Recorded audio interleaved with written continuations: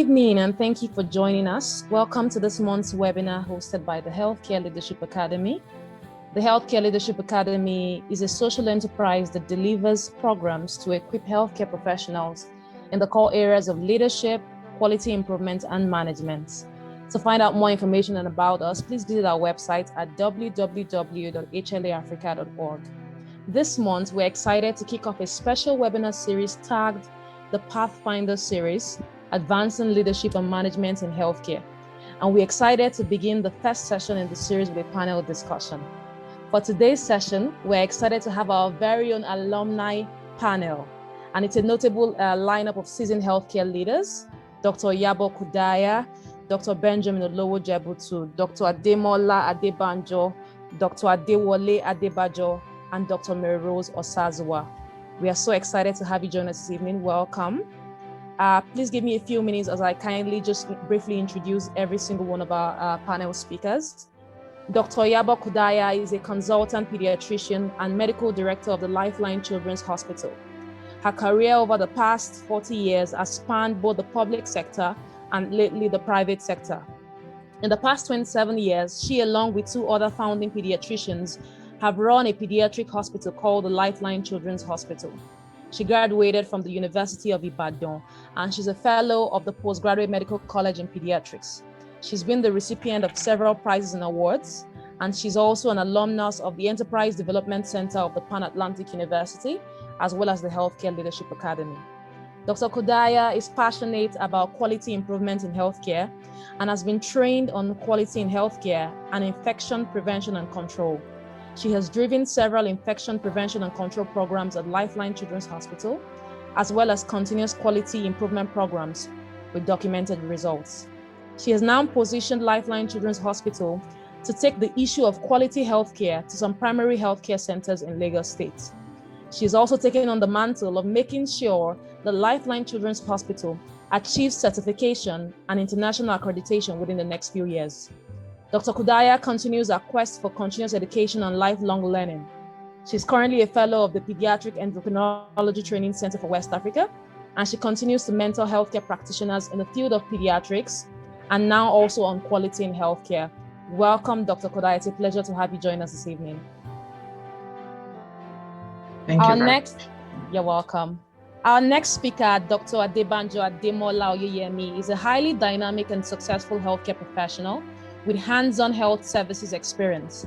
He is the Director of Health Services at Covenant University, where he efficiently trains clinical and non-clinical personnel while meeting policy and regional requirements.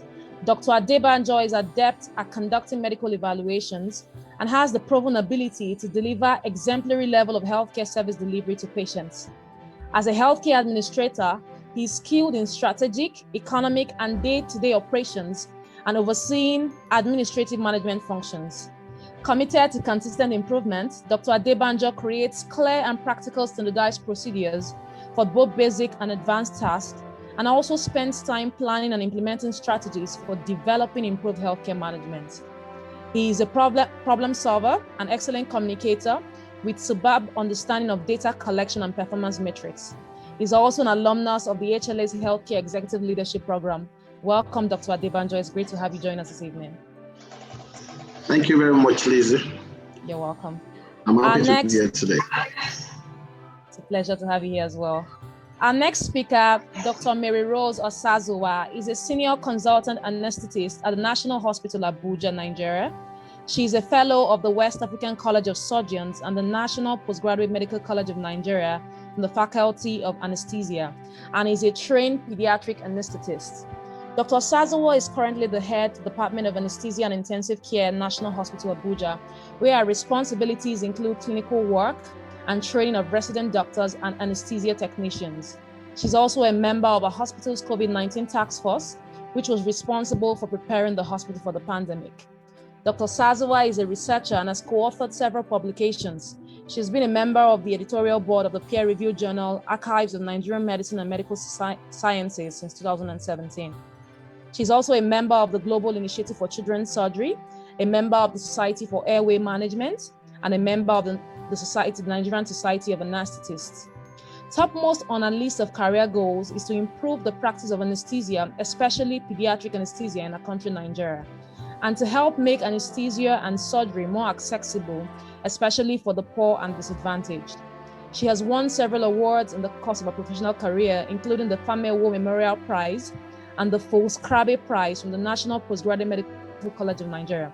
She's also won the World Federation of Societies of Anesthesiologists Baxter Award and the American Society of Anesthesiologists Global Scholar Award, amongst others. Dr. Osazuwa is an alumna of the Healthcare Leadership Academy, having been a member of the 2017 cohort of the Healthcare Executive Leadership Program. Dr. Osazuwa is married with children, and she enjoys reading, music, movies, and traveling. Welcome, Dr. Osazuwa. It's great to have you join us this evening. Thank you very much. It's great to be here. You're welcome. Our next speaker, Dr. Adewole Adebajo, is a general medical practitioner with experience in numerous medical specialties, such as trauma medicine, emergency medicine, laboratory medicine, for over 22 years. He's a graduate of the University College Hospital, Ibadan, and is also an alumnus of the HLA's Healthcare Executives Leadership Program, and has attended numerous trainings such as the Leadership and Management in Health from the University of Washington and Financial Management from the Lagos Business School, to mention a few. He's also a respected health, safety, and environmental management expert. Dr. Adebajo was formerly the ND CEO of Apapa General Hospital. He's the present ND CEO of Alimosho General Hospital, Lagos. Welcome, Dr. Adebajo. It's great to have you join us this evening. Thank you, Liz. Good afternoon. Good afternoon. You're welcome. And lastly, as our final speaker, Dr. Benjamin Olowojebutu, is a brilliant, resourceful, self-motivated, and passionate graduate of the prestigious College of Medicine, University of Lagos. He is a detailed physician with postgraduate training in family medicine from the National Postgraduate Medical College of Nigeria, with special interest in maternal and child health, and he is also an alumnus of the HLA's Healthcare Executive Leadership Program.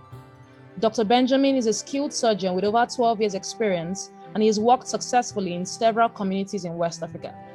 He is the executive director and lead surgeon of the BOF, the Benjamin Olowojebutu Foundation Love Team, and this foundation has performed over 2,000 free surgeries in 12 states in Nigeria for patients suffering from fibroids, lipomas, and breast lumps.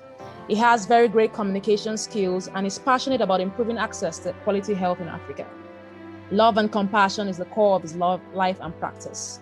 Dr. Benjamin is a licensed member of the Medical and Dental Council of Nigeria, the Nigerian Medical Association, the Association of Rural Surgeons of Nigeria, and also an associate member of the Nigerian Institute of Management. Dr. Benjamin is the current alumni president of the Healthcare Leadership Academy. He is married and blessed with children. Good evening. Welcome to our esteemed panelists. Thank you very much for joining us. Our speakers will be sharing. You're welcome. Our panel speakers will be sharing notable insights from their leadership journey. I'd like to also remind us that our webinars are opportunities for you to get answers to your questions. So I encourage everyone to please look at the chat box and drop their questions. We will take them in the order in which we receive them. Once more, I'd like to thank everyone for joining us this evening. Please mute your mics and switch off your cameras as we begin. We'd like our speakers to please turn on their cameras as we begin. Good evening and welcome. Thank you all so much for joining us today. We're really excited about this panel today. I'd like to ask, would you please take 1 minute each and briefly introduce the work you're currently doing? I know I spent some time just reading our introduction, but I imagine that's not enough to cover the great work you're doing. So I'd like to please ask that you just take 1 minute and just share about the work you're currently doing. Dr. Iyabo, we'll start with you, please. Thank you. Thank you. Good evening again. My name is Dr. Iyabo Kudayah, and again, I'm one of the founding directors of Lifeline Children's Hospital, which commenced operations about 27 years ago. I'm a consultant pediatrician, and my career over the last 40 years has spent with the public and the private sector in the past 27 years. I have practiced clinical pediatrics in the past 26 to 27 years, and have also lectured part-time in one of the teaching hospitals. In the past 10 to 15 years, my job has increasingly revolved around the dictates of leadership. So setting strategic direction, growth, finance and financing, quality improvement, infection prevention and control. And really, overall, on a continuous improvement framework. Continuous education, both for myself and for all who work in our establishment, and for those I happen to come across who are not even in our establishment, is a goal that, I try to pursue and I encourage everyone else to try to pursue. I am currently a fellow of the Pediatric Endocrinology Training Center for West Africa and have been since 2019. I derive great joy from mentoring healthcare practitioners in the field of pediatrics and now also on quality healthcare. Thank you. Thank you, Dr. Iyabo. Dr. Adebajo, please take the floor. Please get in 1 minute. Just kindly introduce the work you're currently doing. Thank you. Thank you very much. Like you said, I'm Adebanjo Ademola Oyemi, and so I like to allow persons to take the one they want to use. And of course, I'm currently the Director of Services of Adams University, a position I've been in for about 3.5 years now, after leaving Landmark University, spending 7 years there. During this period, it's been one leadership task from another, and it's actually been very, very a very wonderful time. The things learned from HLA has actually spoken in most of the places I've worked since I've had the training. I would just say that currently we have been teaching our doctors to be who they should be in the present hospital, our medical center. I hope you can hear me because it's raining here right now. Can you hear me, please? Yes, we can hear you. What? We can hear you. Go ahead, please. Yes. All right. So I'm presently at Landmark University Medical Center. One of the outstanding things that has taken place in the last 3 years is we've been able to move our income growth to grow for about 200% from where it was when we took over, and all that would only be attributed to the training we got at HLA. I've been a dynamic person that has taught leadership at different levels, and then of course we have given a lot of effort to training in the medical center, and so far we have accomplished so much, and then I believe at the end of today we'll be able to say a few of those things that has happened to us. Thank you. Thank you very much, Dr. Ademola. That's remarkable to learn. Dr. Maryrose would be happy to hear from you. Good evening, everyone. My name is Dr. Maryrose Osazuwa. I am a senior consultant anaesthetist at the National Hospital, Abuja. I am also a pediatric anesthetist. Currently, I am the head of department anesthesia and the intensive care unit in my hospital. And my work entails both clinical, academic, and administrative. The clinical aspect, taking care of patients in the theater and in the intensive care unit. And the academic aspect, we train residents both in the clinical work and academic work. And then administratively, I'm head of department. I have to make sure that it's running smoothly and that our interactions with the rest of the hospital goes very smoothly. And so my department comprises of different cadres of staff. We have consultants, anesthetists, we have resident doctors, we have anesthesia technicians. We work with the nurses, both in the intensive care unit and the theater. We have administrative clerical staff. And then anesthesia is like the heartbeat of the hospital. And so we do a lot of services around the hospital. And so interacting in these departments becomes very important, that interactions go smoothly. and that everybody is up and doing. So we have a very considerable amount of staff, and we have to make sure that all these people are doing their jobs properly, and that their mental being, well-being, and physical well-being, everything is very okay with them. And we have to prepare the residents for exams because it's a training program. So we prepare them for exams, and then we have to also prepare them to be leaders in the future. And so that's about what I'm doing now. I'm consultant anesthetist, head of department, and some other roles, administrative roles in the hospital. Thank you. Thank you very much. I find it very interesting that in introducing yourself, you and Dr. Adebanjo seem to have started to sort of dabble bit by bit into some of the questions we're looking at this evening. But it's wonderful that we're already in the same line of thoughts. Dr. Benjamin, we would like to please hear from you. Please tell us in 1 minute what the work you're currently doing. Thank you. Okay, thank you very much, Lizzie, for having me again in this place. I enjoy every piece of HLA. My name is Benjamin Olowojebutu. I run a foundation. I run a private hospital in a suburb place in Ikorodu, Lagos. One of the things I learned in population health initially drew me to leave the main city, like when I was in the city, to come into Ikorodu, because there's a lot of population outburst here, so you could get a lot of impact on the people. For me, in our hospital, in our foundation, it's about impact on the people that are less privileged. So we run our business on a volume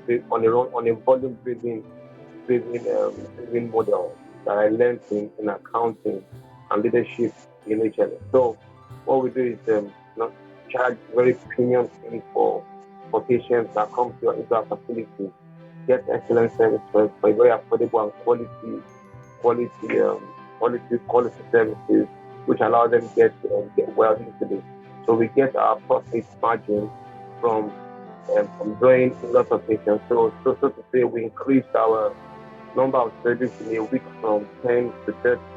So that has improved our income, improved our outlook. It has affected our patients. It has improved the goodwill in the environment, and that has given us a good name amongst the people. So the profit we make in our hospital, we take part of it to the villages around Nigeria to help more indigent patients. So we just came back from Warri in Delta State, where we performed 125 free surgeries for women, men, and children that have fibroids, hernias, breast lumps, and lipoma. So thank God it was a great success. So for me, it certainly gave me a lot of expansion in my mind to think beyond the box and begin to exert myself into passion that will drive what I do.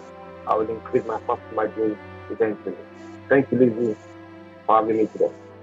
Thank you, Dr. Benjamin, for that very comprehensive response. Dr. Adebajo will be happy to hear from you now. Okay, thank you very much. Well, I'm Dr. Adewole Adebajo. I've been a medical doctor for the past 27 years. I trained at the University College Hospital in Iyabo.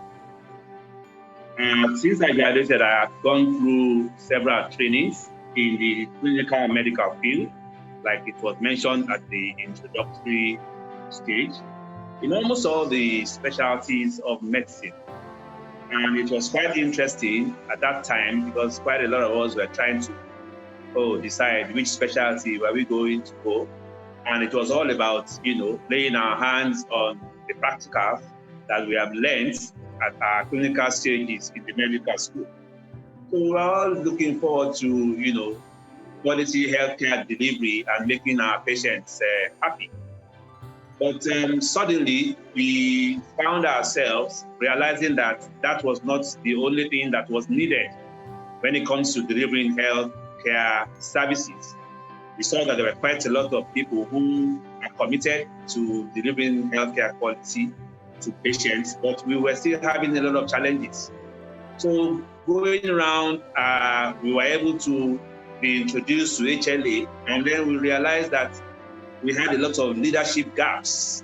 And majority of the challenges we were having in our healthcare industry was not because we didn't have knowledgeable people, but we had leadership challenges. And incidentally, in most of the curriculum in medical schools, very little of management and leadership were being taught at our time. So actually being at HLA opened our eyes and broadened my horizon in realizing that there's a key role that healthcare leaders need to play in enhancing quality healthcare delivery. And that has been the story. It has been a success story from that time on.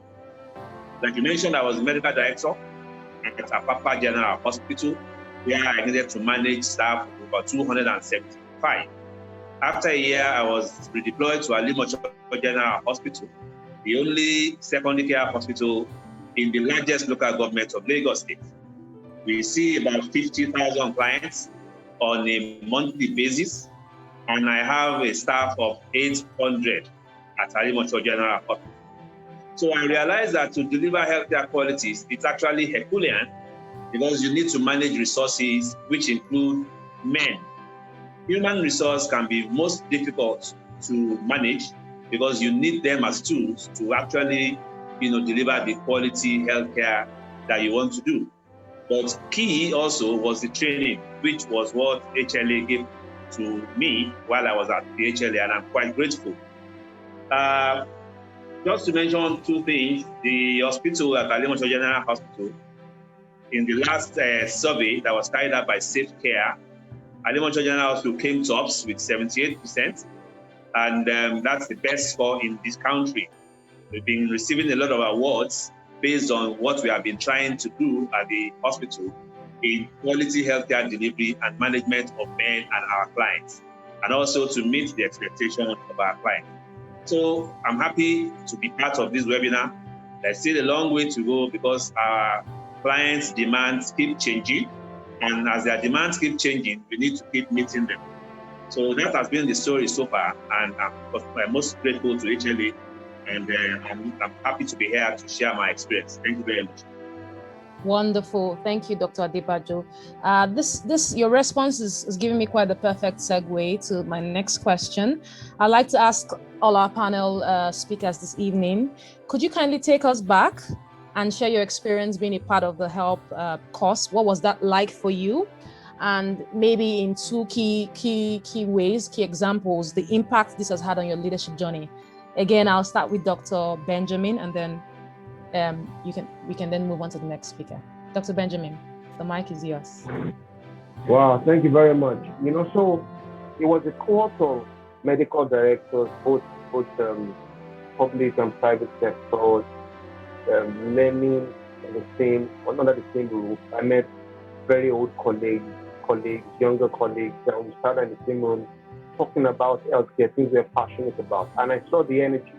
I saw the fellowship, I saw the togetherness that doctors can sit in the same room to learn about healthcare leadership in a very relaxed atmosphere. For me, I remember the leadership lecture and the lecture from the accounting, the guys that came in from LDS, teachers accounting.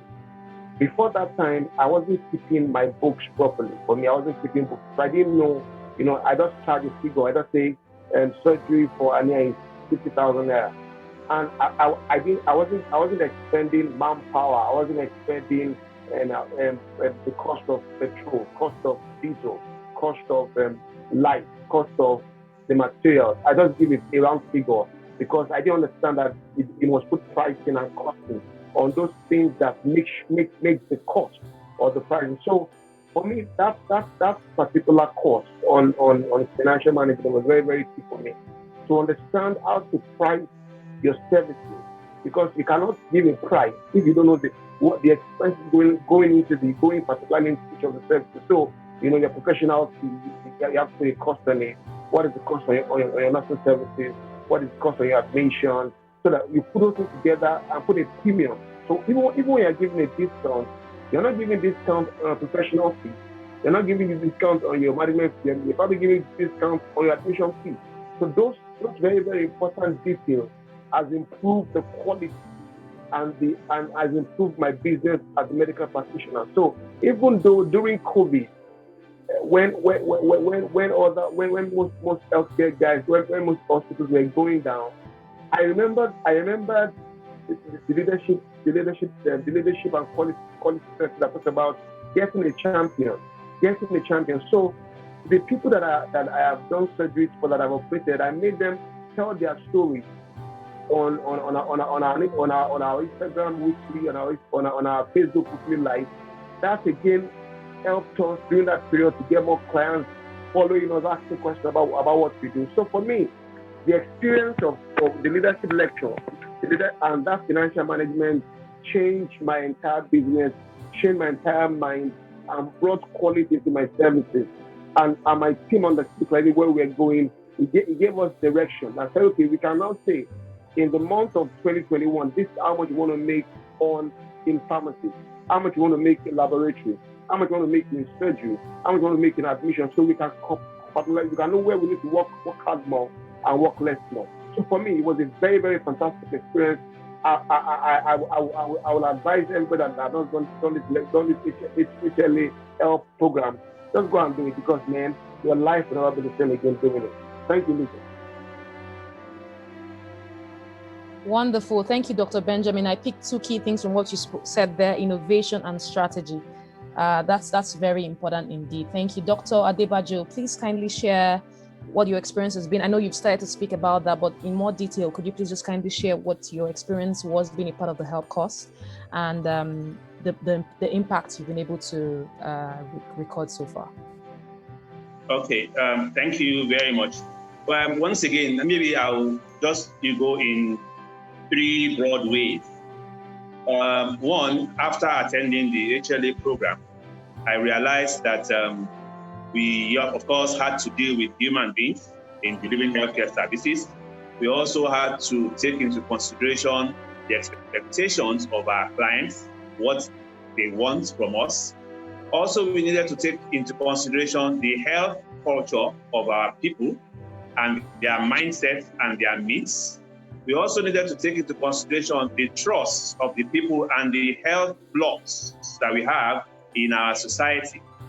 Now we have been introduced to leadership, and we now have facilities to run. These are multi-specialist facilities, and we have a government that have policies, health policies, and we are all supposed to form various teams and meet these policies of government as regards health systems and coverage of delivery of health, universal health coverage, and also giving quality health.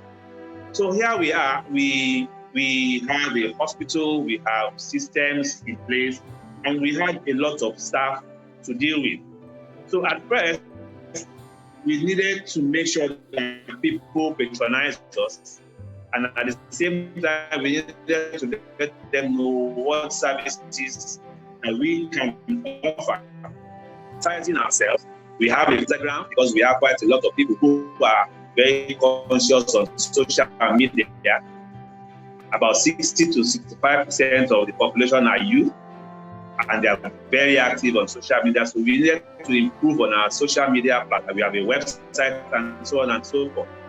So we were introducing our hospitals, and we are talking to people what the services we have to offer. But part of the challenges has been the mindset of the average negotiator, or let me say average Nigerian, to anything that is owned by government. It is believed that everything that is owned by government will not be able to give much quality, because nobody really cares about it, and it is believed that it is not maintained. So that was the initial challenge we had, to make sure that people believe that quality can come out of public facilities. And we were making a lot of advocacy. We were involving ourselves with our stakeholders. We went to the community. We spoke to the KBACs, the ballets, the leaders of the community, market women, and we were convincing them that we can come to the hospital and we'll deliver healthcare services. In my hospital, for instance, we have about 105 doctors, of which we have 30 specialists. But that is not even enough to take care of the patients that we have. So we needed to make sure that those that eventually make up their mind to come to the hospital we give them quality care so that they can be ambassadors and go out there and talk about the hospital and let other people come into the facility. So our primary assignment was to make sure that what we deliver within the facility was quality, and whoever we have dealt with will have to go out there and do what? And meet other people and talk about our facility. So as they were coming in, we were getting in touch with them. We were telling them we can do better. We have different teams within the hospital. We had the service charter who will communicate with you on phone, ask you about your experiences when you came into the hospital. We were doing patient satisfaction surveys. We were doing also client and staff satisfaction survey. We were asking our staff what and what we needed to do to make them more comfortable. We had a much more comfortable and homely environment for people to work. We made our staff to look forward to coming to work. You know, there are a lot of issues of people having to travel far and wide, being in traffic before they get to work. A lot of them are coming from far places because you can be posted anywhere if they are working with Lagos State. So all those challenges we were trying to manage, and we made sure that at least we put our best foot forward amongst our staff. And then the clients that were coming in, were listening to them, to ask them, like I said, what and what can we do better to do what? To ensure that we give you the best service. We needed to compete because quite a lot of private facilities were surrounding the hospital. And then they just had, a very, quiet and, nice environment. So we had to start work on making sure that our environment was neat. Come to the facility, you see a very serene, green environment, so that when you even enter the facility, that one can speak to you that, yes, these people that can take care of their environment, obviously, they will be able to take care of the client. So that was the initial steps, trying to find out the mindset and trying to change the mindset of the people towards the public facilities. We have been able to do that very well, which is evident in the scores we have had in our state care assessment, and we are continuing to do that. The Lagos State government has also helped us because we had issues with payments. Quite a lot of our patients are indigent, and when they come, they usually don't have much. But the launching of the Lagos State Health Scheme has also helped us because we have been able to ensure that people key into it. They pay a paltry sum that will be about 40,000 for a whole year for a family of 6, father, mother, and children less than the age of 18. And they've been coming to access care at no cost, especially from those who come from the Alimosho environment, who most of them are, few of them are middle class, and a lot of them are the low socioeconomic class.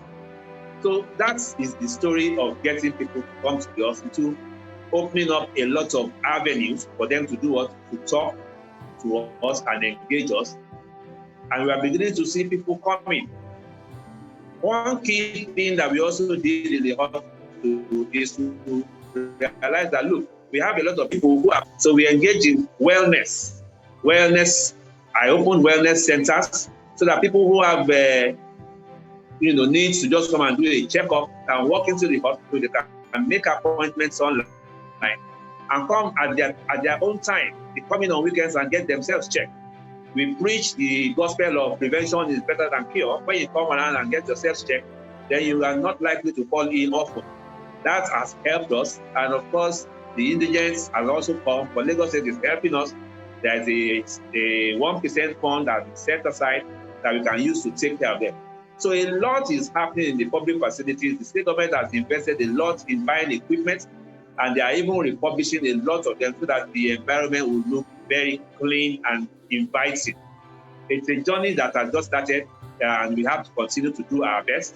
But the summary is that we are doing the healthcare delivery, and we are having a lot of partners to support us in terms of training. The Health Service Commission is doing a lot of training, and we as HLA alumni are willing to sponsor more of our staff to benefit from HLA. So these are the things that we need to do and continue to do so that we have a win-win situation between the hospital, our stakeholders, HLA, and our staff. Thank you very much. Thank you, Dr. Adebajo. Dr. Maryrose, please could you kindly share with us briefly? Thank you very much. Okay, my experience at the HLA when we took the Health Executives Leadership Program, that's the health course. The interesting thing is that I was the only participant coming from outside Lagos. So I was flying from Abuja to Lagos every weekend for about 6 or 7 weekends. And I must tell you, it was totally worth it. Every time, every effort made was totally worth it. I learned so much during the health course, so much. Something that really stuck out was simplifying processes.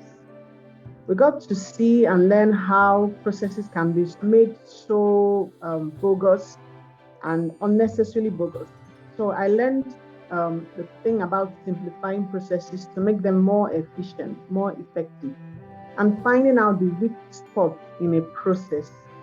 So as the process goes from one person, from one table, along the line, you find out the weak spots, where there are delays, where the problems are, and then you tackle them. And then how not to blame staff, but to find out if the process is the problem. So you don't blame the staff if maybe things go wrong. For example, in anesthesia, an adverse event, you find out what happened, what process, what is it the process that contributed to this happening? And how can we prevent it from happening again? And so that was very key. Simplifying processes, finding out the weak spots in the process, and when there's a problem, finding out how it can be prevented in the future, and not just blaming the staff and crucifying them. And then something else that really stuck out was getting champions to buy into your vision. Getting champions and getting your team members to buy into your vision is so important, because people have to buy in. They need to know why you want to achieve something, and then they become motivated to achieve that with you. And so you're not the only one running around trying to do the work, trying to make it happen. You need those champions. For example, I'll use anesthesia. You need the nurses, the head of the theater. You need the technicians. You need the surgeons. So you need every member of the team, the consultants, resident doctors. You need them to buy into that vision and for smooth working. So that was really key. And then thinking outside the box. We're taught to see that you don't have to be rigid all the time. If something is not working, you have to think outside the box. There may be better ways, them innovative ways of solving this problem that maybe nobody has ever thought of. And maybe you think it's impossible, but then you find out that it's totally possible. So I learned that at HLA, and that's a very brilliant thing. And then handling disputes in the place of work. How to handle disputes, handle different cadres of people. It's very important, because if not well handled, it can lead to further problems. So I learned all these and more. The health program was a very brilliant thing for me, because I was going to be the next head of department, and I didn't have any formal leadership training. And so I knew I needed it. And so I keyed into it, I applied, and I got it, and it was very wonderful. And I must say, this health course is one of the integral things that has made my tenure as head of department smooth. It has made my tenure very smooth and peaceful, and it has helped me a lot to grow as a person, as a leader. It was really wonderful. I don't want to talk too much. I hope I've made my points clear. Thank you. Yes, yeah. Thank you, Dr. Osazuwa. That's very notable, the point you mentioned. I also like that you further echoed another point that Dr. Adebajo also mentioned about managing, getting champions and just managing perception, so that you are able to secure the buy-in. That's very important. Thank you very much. Just to move along, I would like to ask, and this is a good way to just as a segue into the next question, Dr. Osazuwa. As the head of department, one of your primary responsibilities, from what you've mentioned and shared, is the training of resident doctors and anesthesia technicians. To achieve the goal of advancing leadership and management skills alongside clinical skills, how can senior healthcare leaders create an enabling environment to develop the leadership capacity of young or even mid-level healthcare professionals in practical ways? Thank you for that question. as one of the other speakers mentioned initially, our medical curriculum, there's no formal leadership training. I don't know about the present one, but when I was in medical school, there was nothing like that. And then also in the residency program, there's no real formal leadership course or program or training per se. There's an administrative course that residents have to do. There are clinical courses that they have to do. There's a statistics course that residents have to do, but there's no leadership course that they have to do. And so the leadership training now lies in the hands of the consultants, as their seniors. And so we have these junior level doctors, middle level doctors, and then the consultants, the top senior doctors have to train these persons to be leaders. And then if you are fortunate that your consultant is a good leader, perhaps has some leadership training or very good leadership skills, and you're working on that person, and then you learn from that person, and then the person carries you along, then you can learn some leadership skills, learn how to be a leader. But I must say, not all consultants have this skill or this training, and there is a gap. I just have to mention that. Okay, so what we do as senior doctors, we have mentor-mentee partnerships. So we attach mentees to mentors. And so these people are supposed to follow your career and make sure that all is well with you, and at the same time, teach you some leadership skills.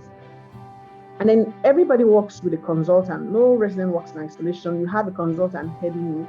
And so what as a leader, what can be done and what some of us do is that you assign tasks and roles to these residents.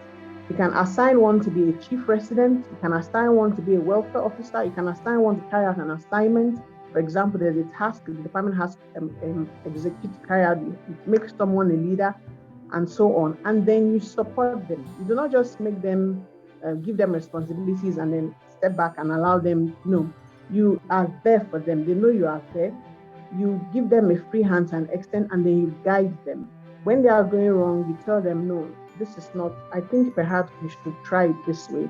When you see there's serious danger, and you call them back, and then you have to advise them and tell them that this is why you shouldn't do this, this is what it can cost.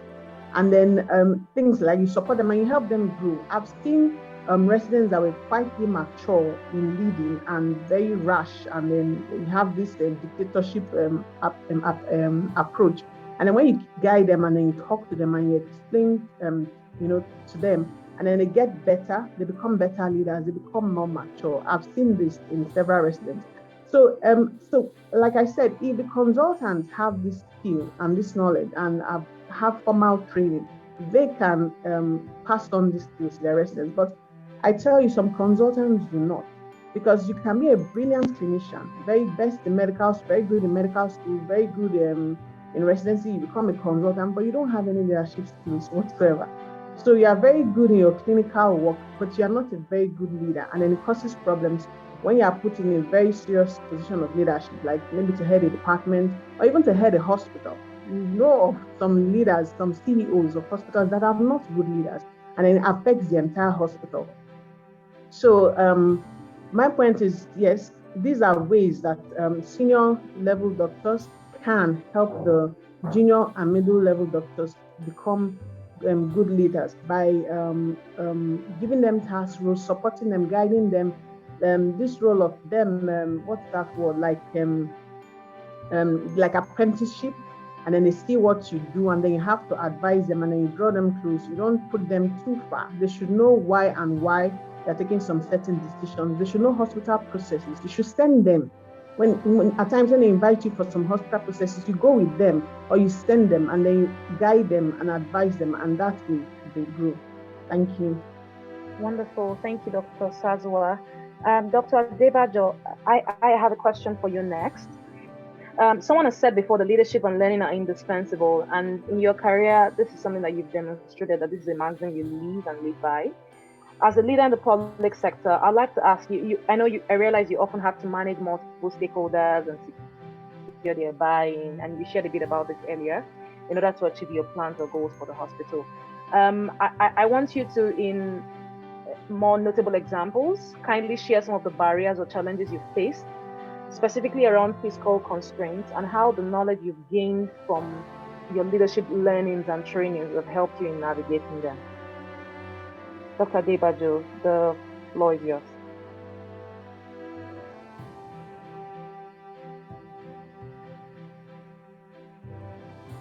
Okay, I think we may have lost him, but he will join us back shortly. I'd like to just move on to Dr. Benjamin. Dr. Benjamin, if you are with us. Dr. Benjamin, are you currently here? Yes, I'm okay, here. Perfect, wonderful. So my question for you is around the concept of inspirational leadership. And this is something we see from your experience running a foundation that's doing an amazing work of, delivering these free surgeries across the nation. From experience running this foundation as well as a private hospital, and even being a leader of other leaders in your capacity as the alumni president of the Healthcare Leadership Academy, how have you been able to inspire passion for a vision or shared goal in ways that drive innovation and leadership capacity? And your perspective, what are the key insights that you have gained in this regard that you believe are very critical to promoting effective healthcare leadership? Thank you. Thank you very much, Lizzie. What I think about healthcare, I think about that person that has nobody to run to, nobody to talk to, but needs help. I've been to villages in very, very far, somewhere in Cross River, Belpara, and some have not seen doctors in 10, 15 years because of access. So for me, what I tell my team, I've had people on my team for almost 5 years now, loving the job passionately because when they see focal leadership, they see you do the things you love to do consistently. So when you focus on quality, access, value-driven purpose, and people say that it's not just one-off, it's a natural way of life for you. You are passionate about loving people. You are passionate about doing what you are supposed to do. You are passionate about taking your resources and taking to villages. People just naturally just gel with that kind of vision because let me tell you one thing, people want to do stuff. People want to learn leadership. People want to impact people, but they don't have the route to do it. But when I see somebody that shows them the kind of place they want to go, they focus on it. And for us in BOF and in Twinex, we have sat down to look at what are the strategies to do and to inspire people, because love is the greatest currency we spend. Money is just a perception. That is our focal point. That's our trademark. So when you show love to the next person, when you show love clearly to the next human being, you inspire them to also show love to their community. So we tell people, if you are in your home and somebody cannot afford to buy food and you have 20 naira, give them 5 naira so that they can also eat food. We are trying to use love as a transformational basis to change the healthcare space, which means if somebody comes to your hospital and the person is in labor, the patient is in labor and needs a surgery, the focal point is not asking them for money to pay for the surgery. First, the focal point is telling them, okay, let's get you sorted. Let's bring out the baby safe and sound. And with the joy and the love of you've extended to them, they're happy to pay their bills after the surgery is done. So we're changing narrative from making money the first focal point, but making love the focal point. And when my doctors and my team and my nurses and my anesthesia see what we are doing, they are perplexed and say, how can a man do this kind of thing? So they're inspired to learn the process. And I tell them very, very, very, very important thing, which Maryrose said before. You do not magnify the product alone, you must always magnify the process, which means the process of achieving those detailed results is important. You magnify it. Celebrate your staff, celebrate them. So we do a lot of celebration. Their birthdays. I write stories about them, the quality they share, the values they share. So those celebrations gives them joy that they are part of the theme. That you adore them, you love them, you like what they are doing, you appreciate them. So those incentives give them joy and happiness to follow the dream passionately. You can imagine you carry people leaving their families from Lagos and traveling all the way to Gombe State with joy and happiness. We're singing in the bus, we're happy. It's because they see focus, they see focal point. They see that you are part of changing somebody's life, and you are giving them joy. And the prayers are unlimited. The prayers, the joy they're just unlimited. So for me, inspiring them and making yourself a focal point for change is very, very critical. So you don't just say, let's go and change the narrative. You're also part of those change narrative. So they see you as a leader. For example, you're in theater from morning, from 7 a.m. till 7 p.m. and they ask you, Dr. Benjamin, how do you do this? Tell them no. When love pushes you, you go extra mile for the people, and they learn those things, and they become dogged, they become hardworking. They say, okay, if Dr. Ben can do this thing, then I can also do it. Then those inspiration makes them happy, makes them joyful, makes them celebrated. And for me, as I said before, making them your champions too gives them joy to be inspired by what you do. Thank you, Lizzie. Wonderful. I think something very key, resonated with what you just said about leading, not just in words, but in action. And that's just an affirmation of the title for today's discussion on leadership in action. I think that's a wonderful response. Thank you, Dr. Benjamin. Dr. Kudayah, I have a question for you next. Often, and I think if you a couple of our speakers have noted this point, that excellent clinicians won't naturally make excellent healthcare leaders or administrators.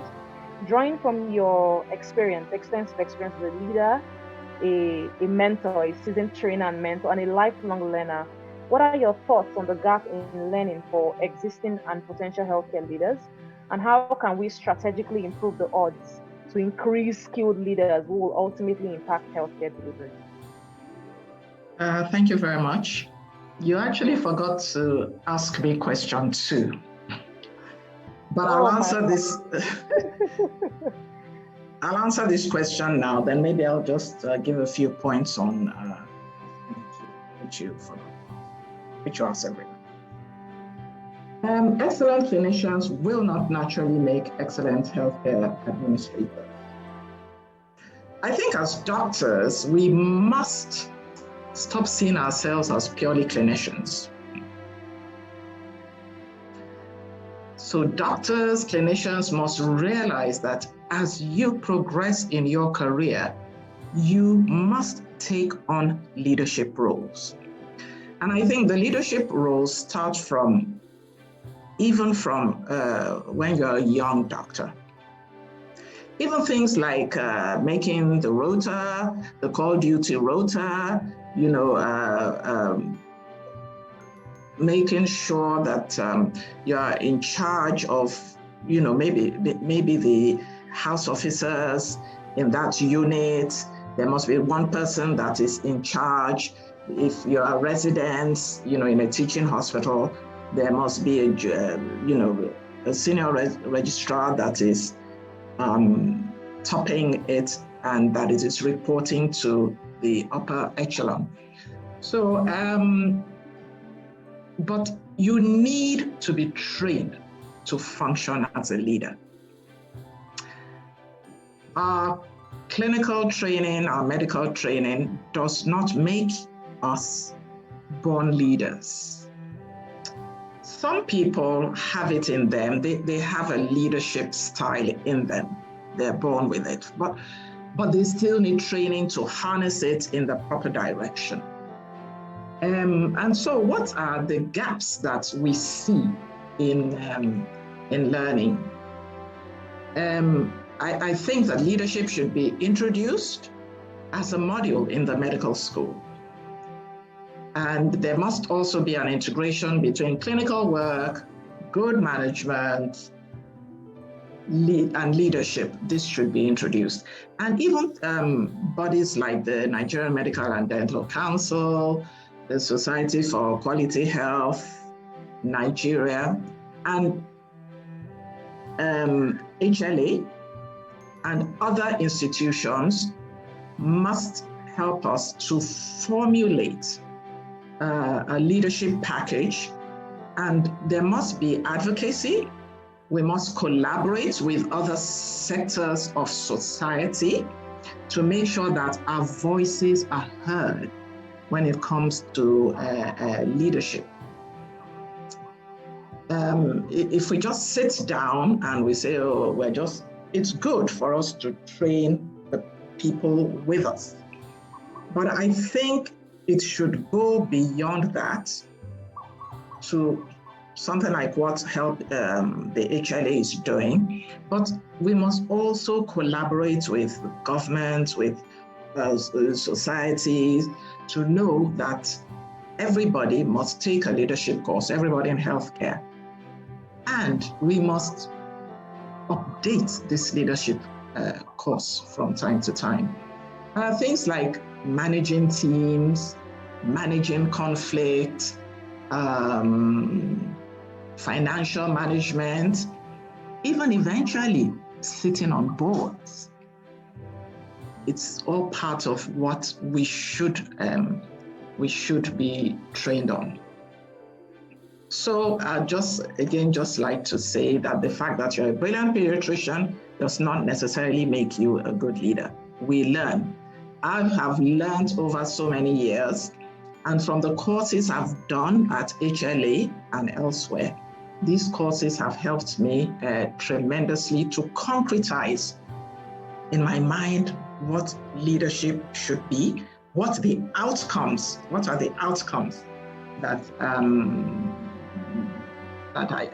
I should be, what are the outcomes that I should be looking for, and how can we improve on the odds to facilitate, an increase in skilled leaders who will obviously ultimately impact healthcare. So I think we must all have a strategy. Every institution must have a strategy. And what is strategy? It just means everyone moving in the same direction and in the right direction in order to achieve a goal. So again, for this, we need training, we need mentoring, as one of the other speakers has said. Mentoring can be in various ways. It can be the mentor-mentee relationship. It can be in so many other ways, mentoring, interdepartmental mentoring, just general mentoring. And then, we need to know about quality, because if you're going to be a good leader, you must know about quality. What is quality? What are the tenets of quality? And again, I think this should be introduced from medical school. It should also be insisted upon by the accrediting bodies like MDCA and Society for Quality Health. We must collaborate with others. We must collaborate with ourselves. So the public and private sector must collaborate. We must collaborate with government, the federal government, the local government. And dare I say that we must find a way of collaborating with the underserved in our society, those that are at the bottom of the pyramid. Leadership is accessing care. If we're a good leader, we must be able to let people know, how do you access care? How does the bottom of the pyramid access care? And we must know that there are various forms of healthcare and encourage them both for public healthcare and for private healthcare. And I think that even in leadership, we must also look at those who work with us, our human capital. We must look at those who work with us. As much as we want them to work hard, we want to train them, we want to be mentors to them, but we must also think about reduce a possible burnout. We may need to give them study days, study hours. We must be consistent, and and again, there must just be advocacy. So I think every facility should, have what we call a driver diagram, really and truly, which is a high-quality leadership tool. We have one, and this has helped us. This helps you to keep your eye on the ball. And maybe I shouldn't go on for too long so that I can just quickly answer my own question too. But just before I go there, again, the gaps in learning, we must understand the healthcare space in our communities, in our country, and in and the demographics, and we must understand what governance is all about. Someone had spoken about processes. If we want a good outcome, we must have structures, we must have processes, and we must also remember that culture has a part to play in our outcome. Okay, so if you don't mind, I'll just quickly, since you didn't ask me, maybe in 2-3 minutes, Sure. If you don't mind, just talk about the question 2 that I think you asked everybody. My experience being a part of the Health Executive Leadership Program. Yes, please. I undertook the health program, I think, in 2016, and I think I was part of the second cohort. It was a great experience with wonderful faculty, very helpful faculty, both in class and out of class. I was impressed by the timeliness, that the faculty exhibited each time we were in class. And I must say that to date, they do hold our hands on the journey of creating good leaders. If we ever need them, or if I phone anyone up, they are always ready to help. What was it like for me? I made friends. I met leaders of healthcare, and till today, we share experiences and the bonds of friendship.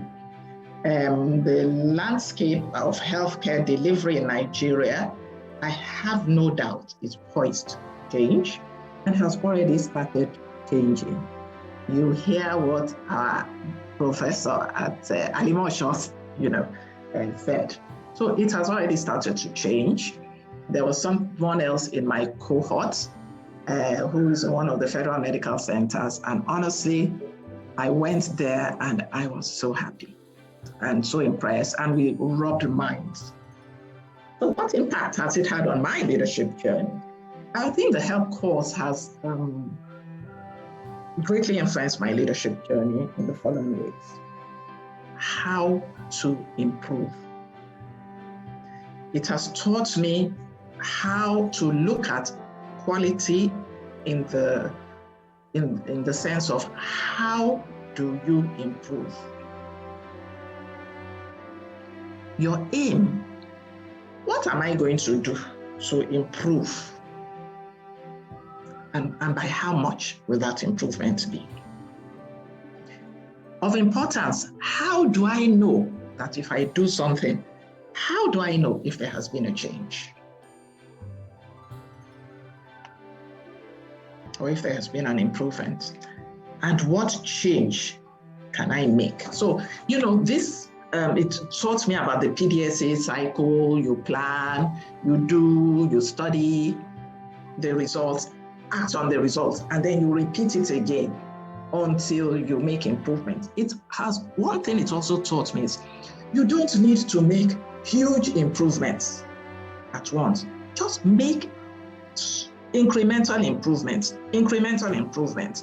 And after a while, a little increment here, a little increment here will turn to be a big improvement. The other thing it taught me is the human side of change. I think somebody has already mentioned that. You must continually look at your patients. They're very important. Those who access care from you, what is it they want? The people who also work with you, how can you make them work better? And you must have a listening ear. A leader requires careful listening at all levels of the organization, and you must also listen to your patients. And that's the only way you can build confidence in change. Okay, I think I'll just stop there for now. Thank you. Thank you, Dr. Kudayah. That was very robust and very insightful. Thank you to everyone who's also sending in their questions. We thank you very much.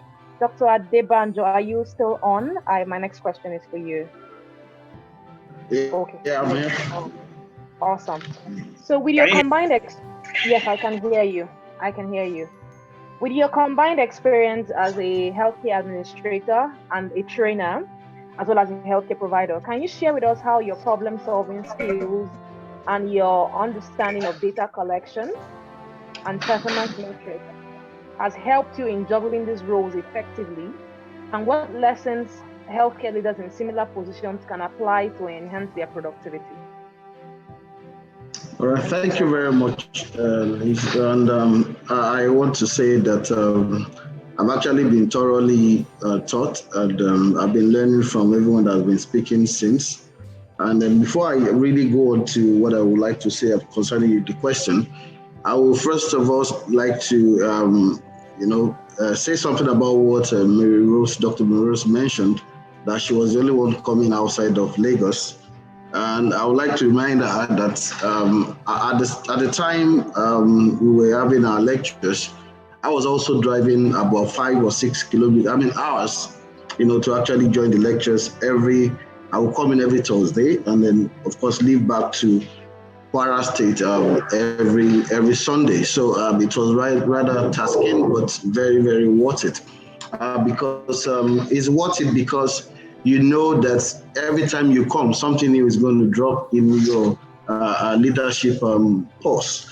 And I tell you, I remember when they say you can tell us anything, but please come with your data.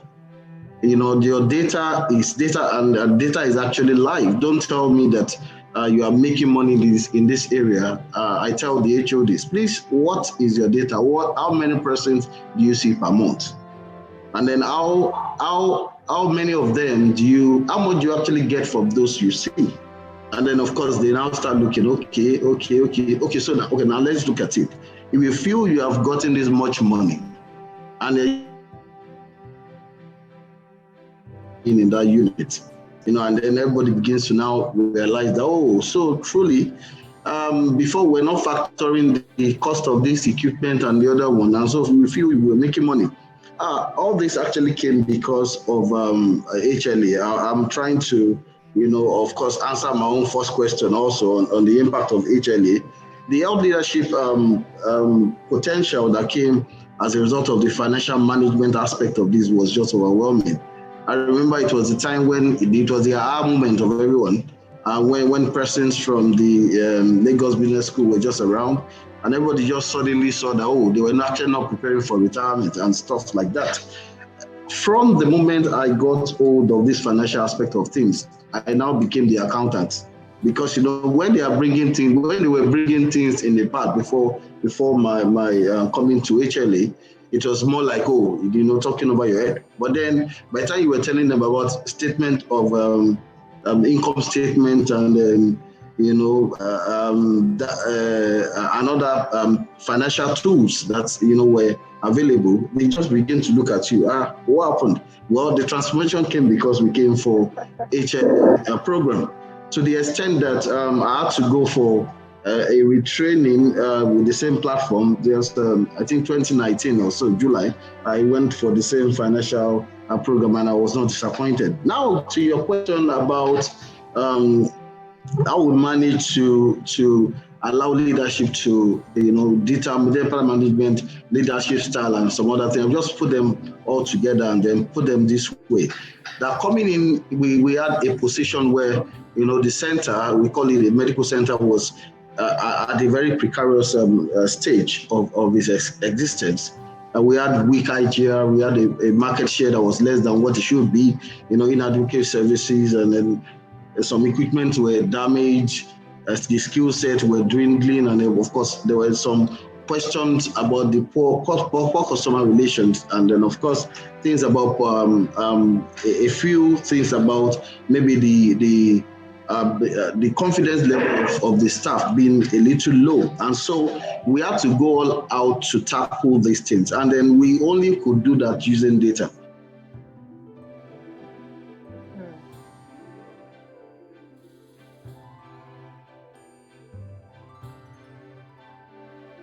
better, within the space that God grants us. And at that time, we're actually, like the Bible says, in a cloud of witnesses, persons on the right, persons on the left, persons that were just indifferent, persons that felt we were going to fail, persons that felt we were going to succeed, and then the ones that were just waiting, well, if they succeed, if they make it, what is their cup of tea?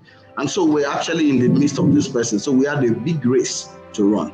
And how did we try doing this? We had to begin to look at the data. We saw, okay, there were at least 40,000 worshippers per Sunday. So what are we talking about? That, okay, there is dwindling, economic stuff for the hospital. What is that about? And we also saw we had about 8,000 students. So what is this issue about weak IGR? We had to put up, bring up a very robust vision and goal, and of course, we started working with them. And then we saw the first improvement within the first month of our starting to process things. The first thing we did, because we have a special, a particularly different environment from the public ones that everybody will talk about. This is more like a mission private institution. So just imagine the faith-based part of things. It was to, first of all, put everyone in different units, or different groups rather, to look at the different problems that were available to solve. And all of them came up with their own different ideas, and then we put all of them together and we started running with them. We made sure that we were working with the data of the last 2 years before then. And when I talk about last 2 years before then, I'm talking about from 2016, 2017, and some part of 2018. And those were the things we started working with. We saw the gaps in for example, in the training of some staff, to the extent that when we saw that some staff were some of our doctors, we presently have about a little more than 20 doctors, and in different fields, both ad hoc and of course tenured. And so some of our doctors were having some issues with skill sets, and that was because of maybe the kind of things that the university management had been able to condition them to do. And so one of the first things we did was to do a confidence boost of a lot of them and tell you, if this is what we have to do, then if we are going to sing, we're going to sing. And so we started a lot of things. We brought them to the level where they had to start doing things themselves. Let me give you an example of trying to own the skill set. We discovered that every time, or maybe most of the time, when the gynecologist is not around and the sonologist is not around, and you have a patient to scan, there's a challenge. And so we had to send the gynecologist out and say, we are going to go out for 2 weeks and learn about, he knows about scanning, of course, just to have a formal,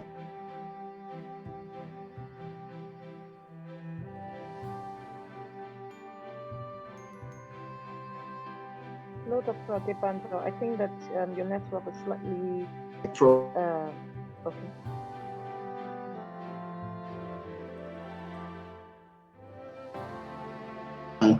Pick FSH, the FH of fetus and all other ones.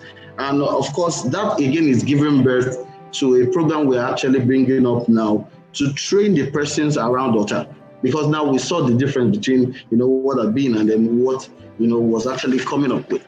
And then again, one of the other issues that we had to tackle using data was we saw that our electricity bill was just too much. We're paying in excess of 1.5 million every month. And so what is this? If we have to be spending our money, and if I would need to tell you that where we are in Covenant University and of course Canaan, we do not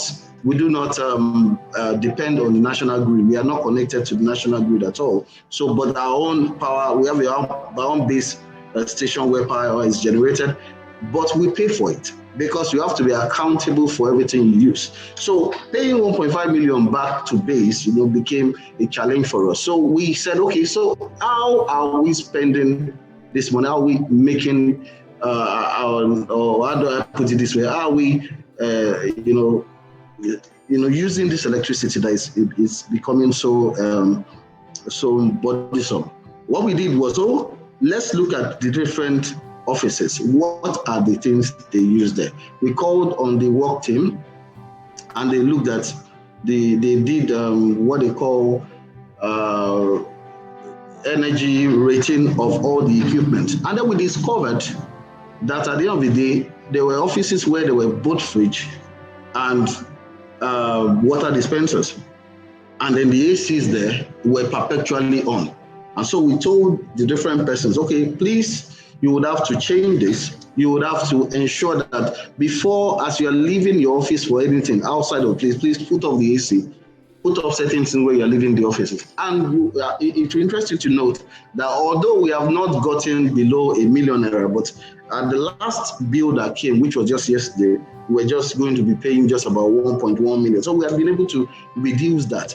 I can say a lot because this whole thing actually has so many of our strategies trying to encourage our staff to become more self-reliant and to become to own their skills has actually made us to grow our income from the time we took over by the grace of God to more than 200%. Of course, using different strategies, because here is where a patient is not ready to pay the premium for the service they are probably getting because they feel, oh, this is our church now, something should really happen. And then the students are saying, oh, are we not students? Why should we pay so much? So it's been really dynamic. And if I would advise anyone that is in my kind of setting or even elsewhere, is to have a vision. You see, vision births everything.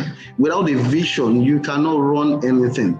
I tell you, the vision we had there, I just looked at some of them today because we program, and I'm seeing most of them being accomplished one by one. I really felt like crying because, we have a lot of those things in pictures. Some of those things we needed to make changes in the hospital. We needed to bring the positioning of a certain department, to become more visible. We brought the pharmacy from, one side, to an open space. And most of those things are now beginning to look like what we saw. It was like a vision and envision part that we saw afar off. And then today they are materializing. People are seeing it, and everyone is beginning to say, oh, so all this were actually, possible in this place before. The hospital at that point we came in was at the make or break level. But, it took the effort of everyone. We made sure that one of the other things I would always do in terms of that, making sure is we make sure that everyone understands what they need to do. And when we give them assignment, we don't take it over from them because, they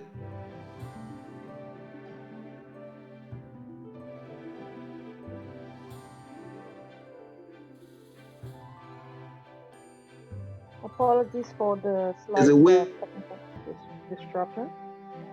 Dr. Adebajo, can you hear us, please? Is it Adebajo or Adebanjo? I'm confused. Adebanjo, my apologies. There's a slight glitch in his voice. There's a lag. Dr. Adebanjo, can you hear me, please?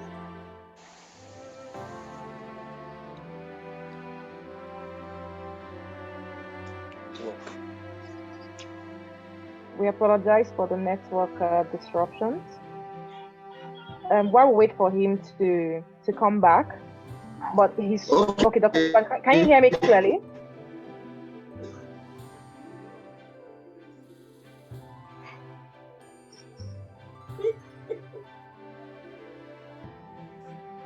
The goodwill of the people around there. We started a radio program on Ibron FM, and that's been impacting the community. Everyone begins to feel, begins to work with you. I love what Dr. Benjamin said. When they see the direction you are going, it's not very difficult for them to follow. Leadership is influence, actually, and definitely when they see, oh, this man would not like to see this, they try not to do those things. But, if you just say those things and you don't do them, and there's nothing we can really do, they look at you and just imagine that this man is just talking about it, he's not doing it. So far, so good. I believe that everyone that has a vision and begins to work with those visions will actually get to where they need to get to. I would like to stop at this point, at least for now. Thank you. Thank you, Dr. Adebanjo. I truly appreciate that. That was a very very clear and significant picture you painted for us with your responses. Thank you very much. Dr. Adebajo, welcome back.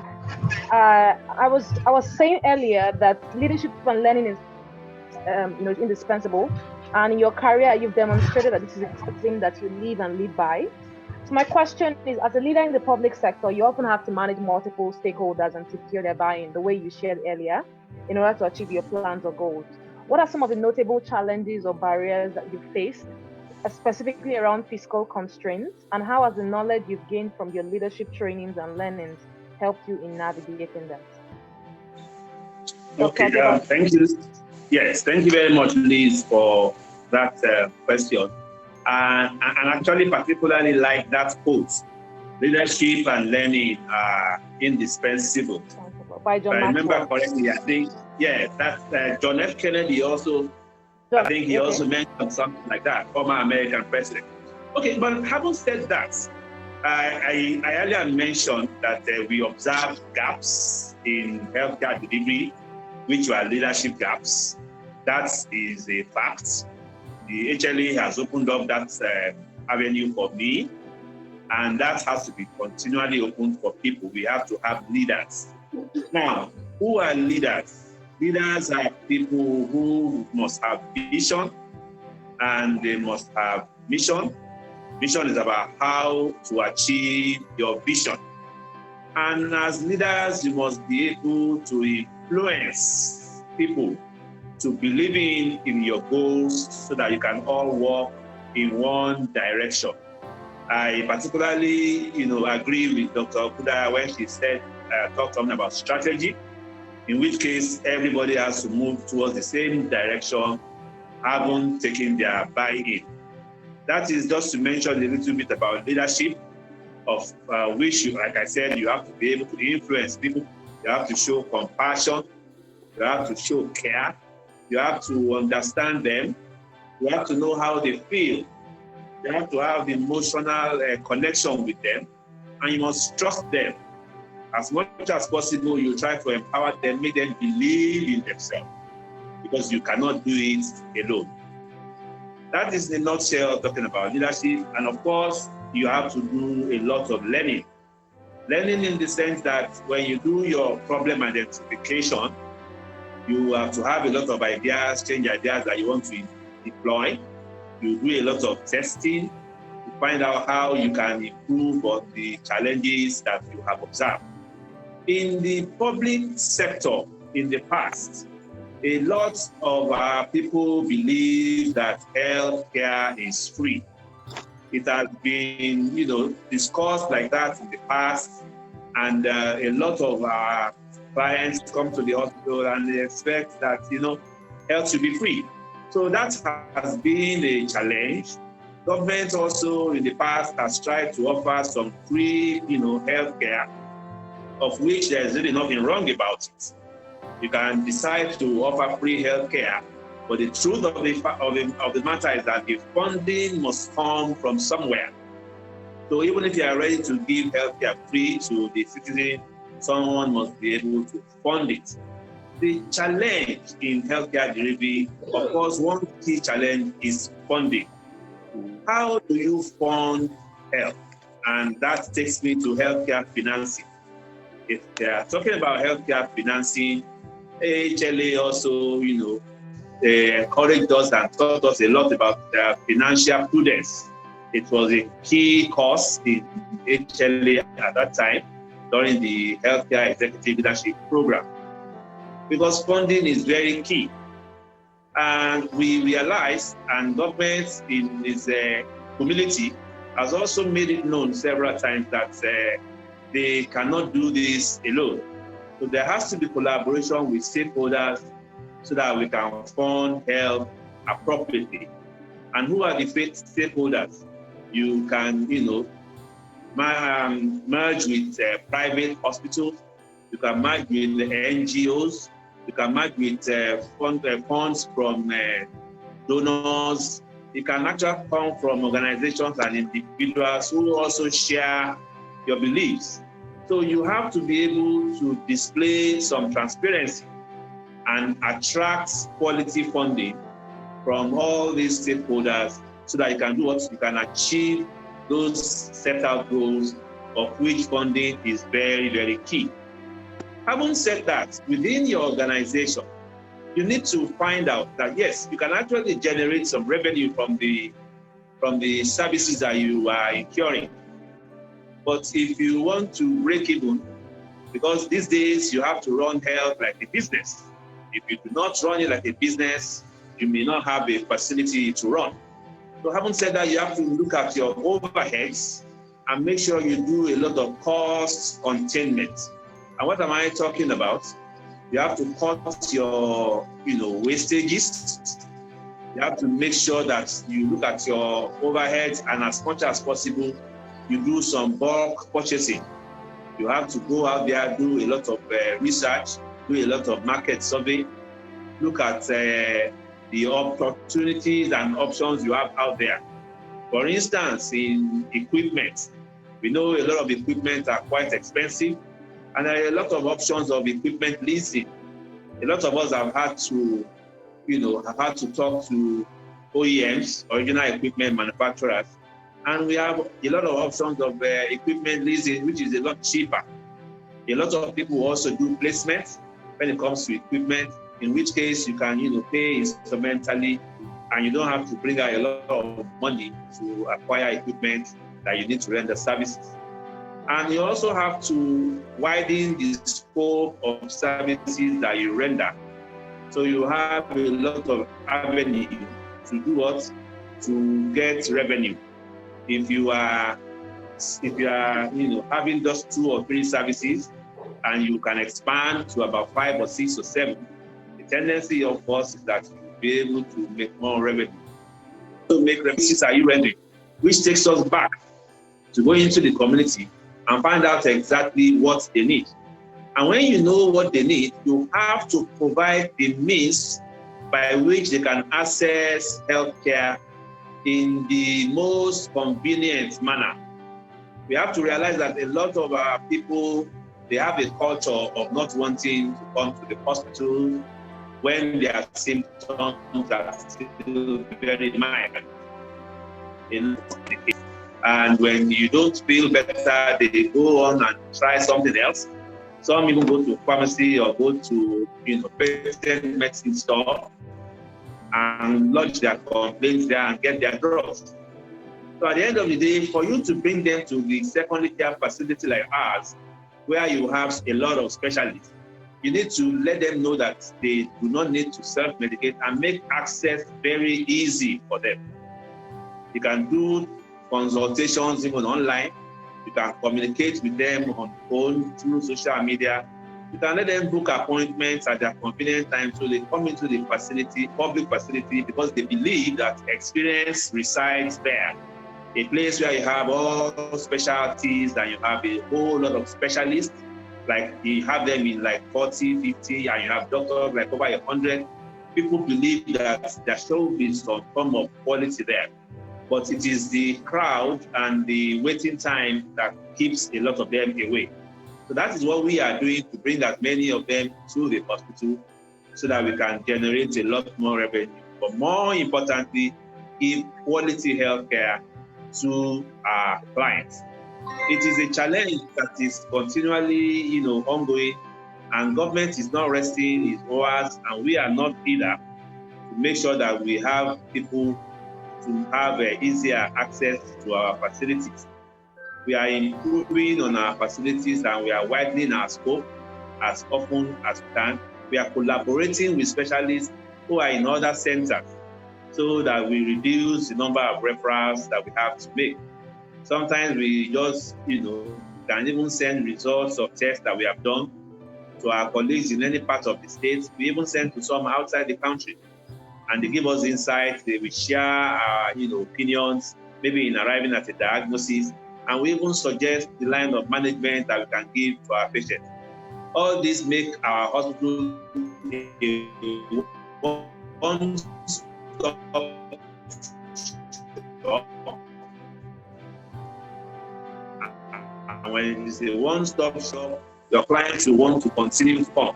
Then you have revenue, and you must continue to make your staff. This will go in a long way to make sure that they are effective they are committed. You have to manage their emotions so that they are, they put in their best at work. All these will help in making sure that you have a revenue that will be continually improving, and you cut your costs and you can cut your wastage. Once again, revenue financing in healthcare is very key. In the absence of financing, you can actually get very little done, even with all your leadership knowledge. So, having said that, I want to stop here and give that chance. Thank you very much. Thank you very much, Dr. Adebajo. That was very and interesting. This session has been a very, long, value-loaded session. I'm very thankful to every one of our speakers who has shared, their very seasoned expert insights on leadership. Our time is fast spent, but I'd like to just take one question. And the question is, what is the problem with the Nigerian healthcare system? Is it the present leaders or the political system that appointed them? Dr. Adebajo, would you like to take on this question? I hear you correctly. The question was what's the problem with the Nigerian healthcare system? Yes. Is it the present leaders or the political system that appointed them? Okay, thank you very much. We have the problems are numerous, and I will just divide them. Yes, we have leadership challenges, of which HLA is trying to meet that gap. That is one. We have healthcare human resource challenges. WHO will tell you that you're supposed to have a doctor to maybe 600. In most parts of our country, we have a doctor to about 3,500. And do we even have enough? And when you're talking of healthcare human resource, you're talking of healthcare workers like pharmacists, laboratory scientists, we have nurses, we have doctors, we have radiographers, radiologists. So we don't have enough healthcare human resource. That is another one. Financing, like I said, we need to broaden the scope. There's a lot of revenue that one can make in healthcare. Healthcare is not cheap, and a lot of people who are willing to invest, we have to encourage them and let them know that it's a fertile ground for people to come and invest. I have not seen that human being who wants to joke or play with his or her life. Everybody wants to feel healthy, and they want to be healthy. So they will be willing to contribute, no matter how small, in making themselves healthy. So what do we need to do? We have to meet the leadership gap. We have to meet the financing challenges. We have to meet the human resource. And at the same time, we need to make sure that we are committed. When you say universal healthcare coverage, at all the levels of care, primary healthcare, secondary healthcare, tertiary healthcare, we need to put structures on ground. Our structures have to be there. We have to make sure we have enough. We know our population. If our population in Lagos, for instance, is over 20 million averagely, then what are we talking about if you have less than 1,000 doctors? Or maybe we have about 27 secondary care hospitals. How many private hospitals do we have? How many primary healthcare centers are working? So there has to be a lot of investment in the infrastructure. And then we have to make sure that we have access to the facilities. Sometimes when you have an ambulance running through from one street to the other to take an emergency somewhere, and the ambulance is running into traffic. At the end of the day, those are the challenges that we have, even for those who want to access care, who have decided to go to the facility. Don't forget that I said quite a lot of them will not want to go in the first instance because of lack of trust. They will rather self-medicate or visit, private pharmacies or better intensive care. So the challenges are numerous. We can identify them from, like I said, leadership, human healthcare resource, financing, and infrastructure. Thank you very much. Thank you, Dr. Adebajo. Dr. Benjamin, I'd like to also take your perspective on this question. Do you think that the part of the problem is, sort of with the present leaders or the political system that appointed them? I'd like to take your perspective, Dr. Benjamin. So I think it's both.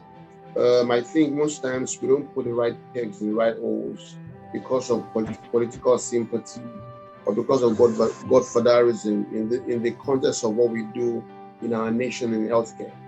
If the baseline for us as healthcare leaders or healthcare professionals, so I asked a question. I was asking some of my friends, in Abuja.